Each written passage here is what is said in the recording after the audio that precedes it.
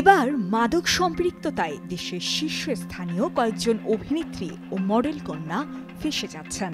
এদের মধ্যে সাফা কবির এবং মুনতাহিনা চৌধুরী টয়ার বিরুদ্ধে মাদক সম্পৃক্ততার অকাট্য প্রমাণ পাওয়া গেছে। এছাড়া তানজিন তিশা এবং সঙ্গীত শিল্পী সুনিধি নায়েকের মাদক সম্পৃক্ততা ঘিরে বিশেষ অনুসন্ধান চালাচ্ছে মাদকদ্রব্য নিয়ন্ত্রণ অধিদপ্তর। ইতিমধ্যে স্বরাষ্ট্র মন্ত্রণালয়ের উচ্চ পর্যায়ে এ বিষয়ে প্রতিবেদন পাঠানো হয়েছে। সূত্র জানায়, মাদকসহ গ্রেফতার হওয়া বিশ্ববিদ্যালয় পড়ুয়া এক ছাত্রকে জিজ্ঞাসাবাদের সূত্র ধরে তথ্য প্রমাণ সহ সাফা, টয়া, তিশা এবং সুনিধির নাম বেরিয়ে আসে। একটি বিশেষ হোয়াটসঅ্যাপ গ্রুপের মাধ্যমে তারা নিয়মিত মাদক সংগ্রহ করে আসছিলেন। ওই হোয়াটসঅ্যাপ গ্রুপের অ্যাডমিন নর্থ সাউথ বিশ্ববিদ্যালয়ের সাবেক শিক্ষার্থী অরিন্দম রায় দীপকে ইতিমধ্যে গ্রেফতার করেছে পুলিশ।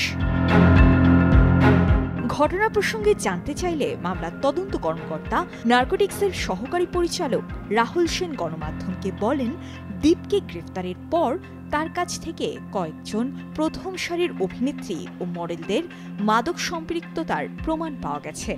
এ বিষয়ে তদন্ত চলছে। তদন্ত শেষে সংশ্লিষ্টদের বিরুদ্ধে আইনগত ব্যবস্থা নেওয়া হবে।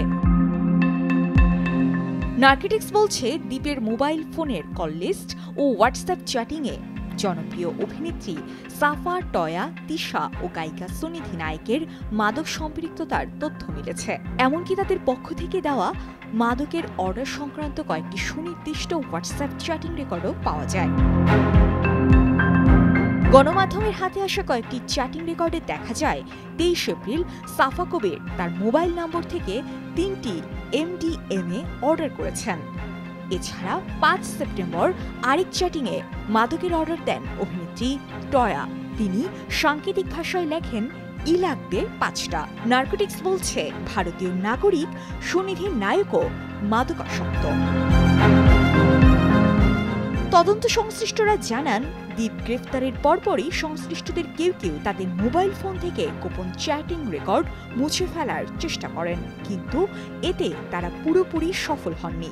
সংশ্লিষ্টরা বলছেন, গোপনীয়তার জন্য বিভিন্ন সাংকেতিক নামে এসব মাদক বিক্রি হয়ে থাকে, যেমন MDME নামে, LSD এসিড নামে এবং এক ধরনের তরল গাঁজা THC নামে বিক্রি হয়।